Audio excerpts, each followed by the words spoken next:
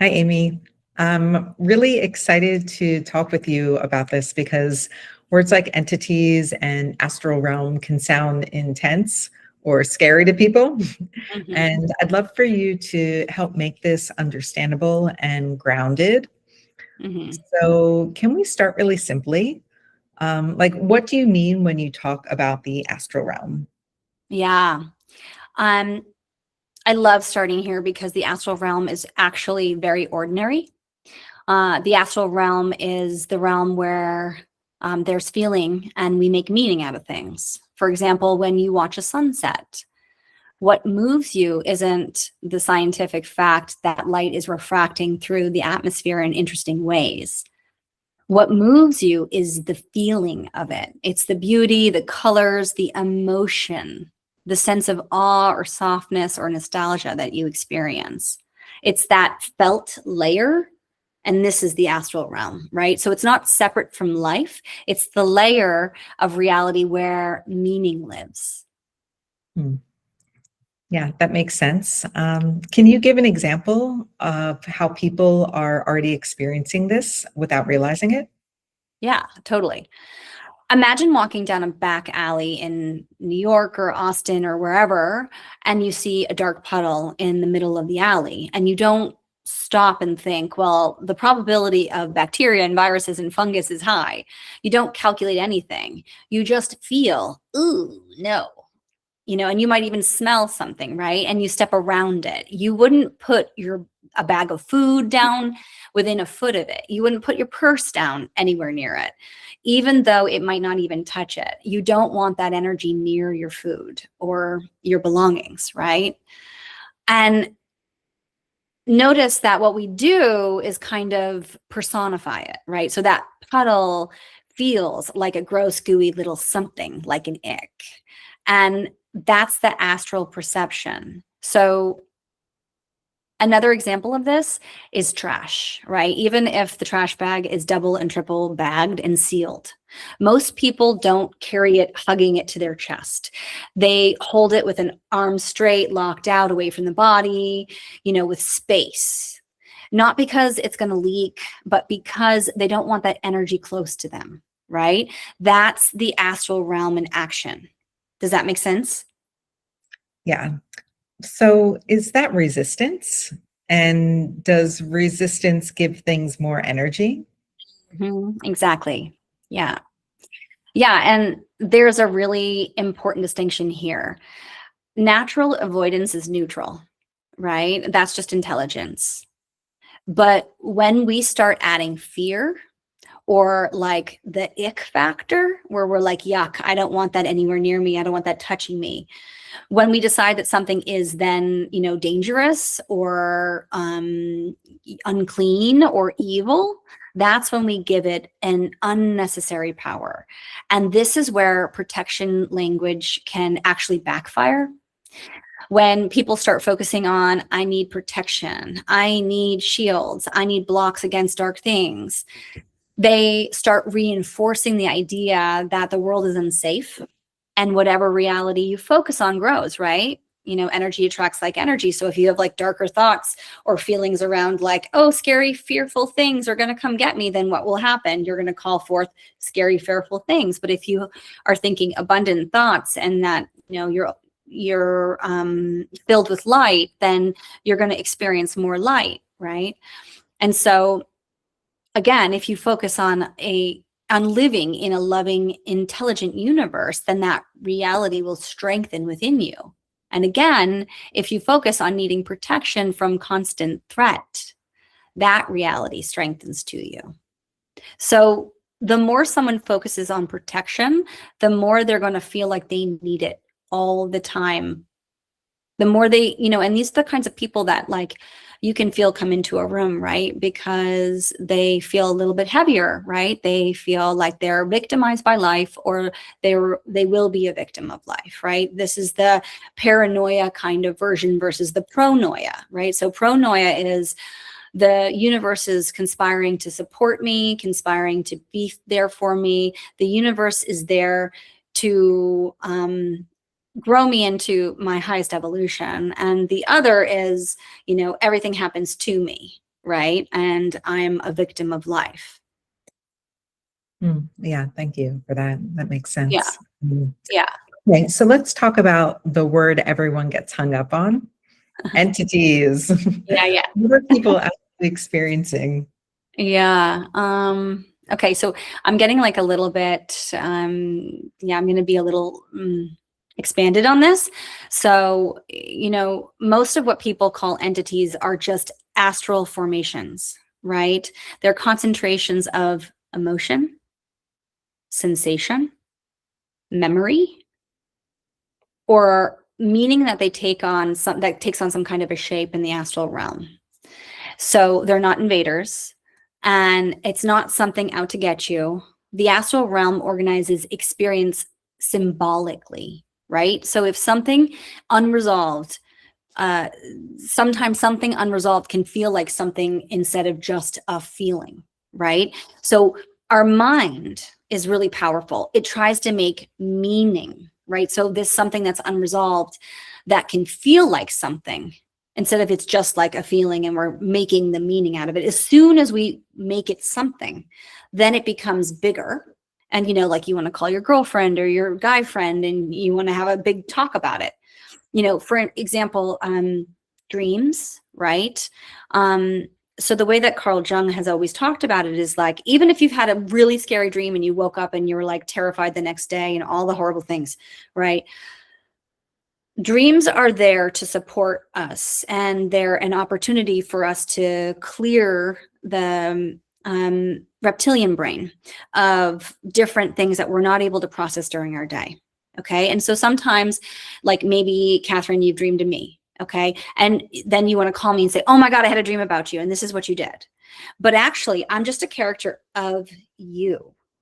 But as soon as you make meaning out of the fact that, like, I did this thing and it means this thing, then all of a sudden it personifies and it takes on this bigger, grander, like, story that you build, like a play, like a playwright around, or like a screenplay, excuse me, around. Does that make sense? Like, it's like this really big thing, but actually it's just, I'm an archetype in your dream that symbolizes something around whatever happened, Mm, right?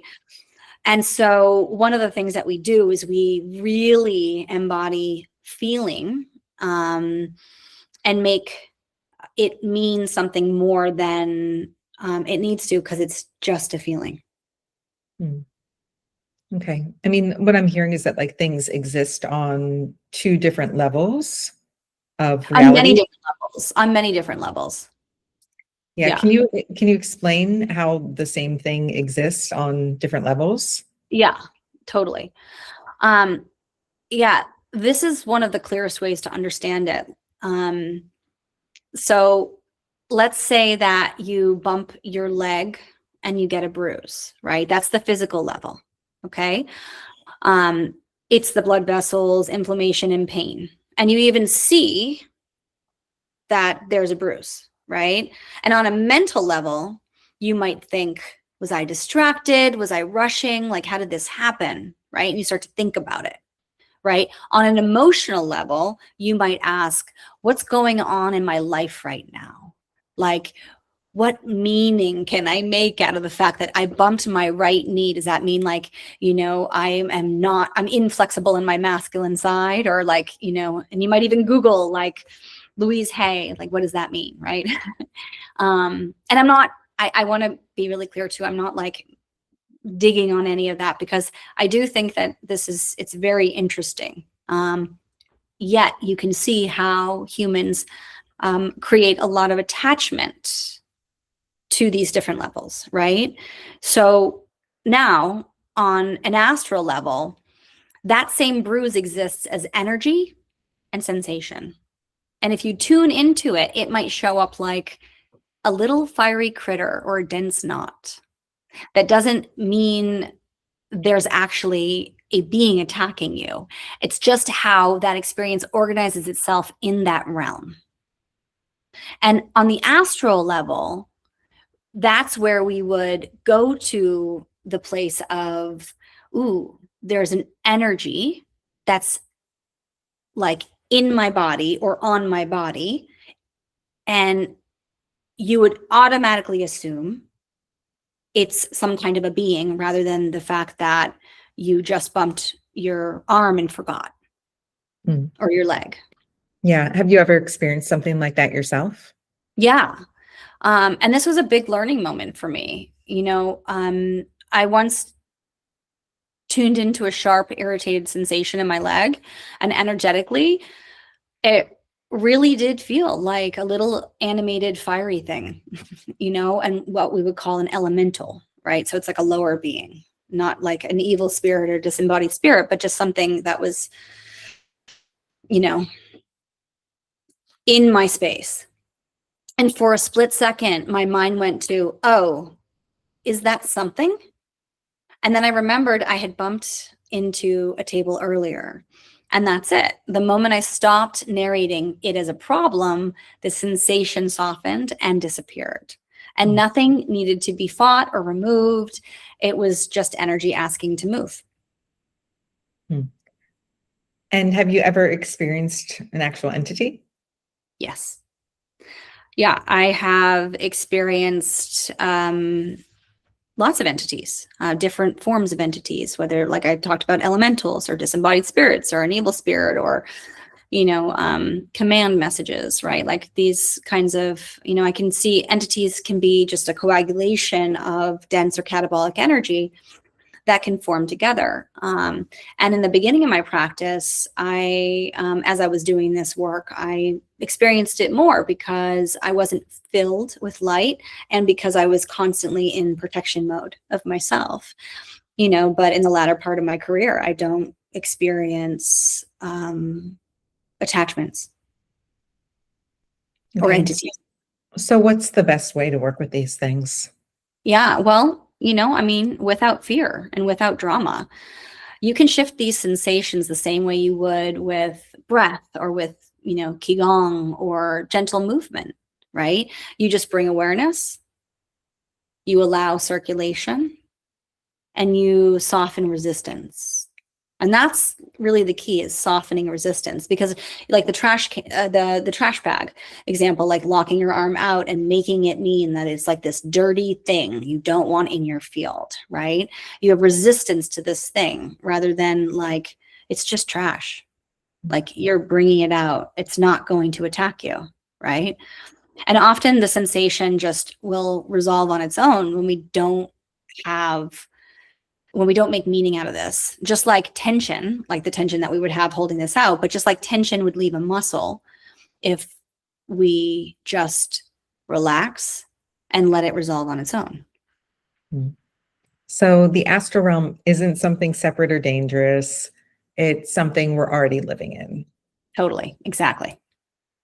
It's the layer of reality where meaning lives. And it's what people call entities are often just unresolved experiences asking to be felt, not feared. And when we remove fear, everything gets lighter. Mm. Yeah, thank you so much, Amy. Like this makes so much sense. And I really appreciate your perspective in such like a grounded, like easy to think about and talk about way. And yeah, it's really helpful. Yeah. Well, I'm glad that I can describe this from a different perspective. And, I guess I just want to say to anyone who's listening, you know, if you are afraid of something, remember, fear is false evidence appearing real. It's not really there, right? And even though you might feel something, you might be having an experience, if you start attaching all the levels of like I talked about, the emotional, the mental, the physical, if you start the astral, the higher astral, if you start attaching all of this meaning around it, then of course it's going to coagulate and be created as something because you're attached to that thing. So now like you've created a cord around it. But if we're like, oh, that's just a picture, or that's just, sadness is just moving through me, or I'm just having an experience of, or my body is feeling X, Y, Z, as long as we're just allowing and open and, this is true surrender, right?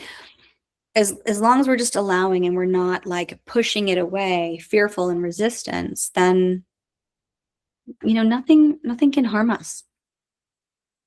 And so, for those of you who are listening, I just hope that you remember this when something comes into your field that you're like curious about. Just be curious, be open. Yeah. Thank you, Catherine, for your time.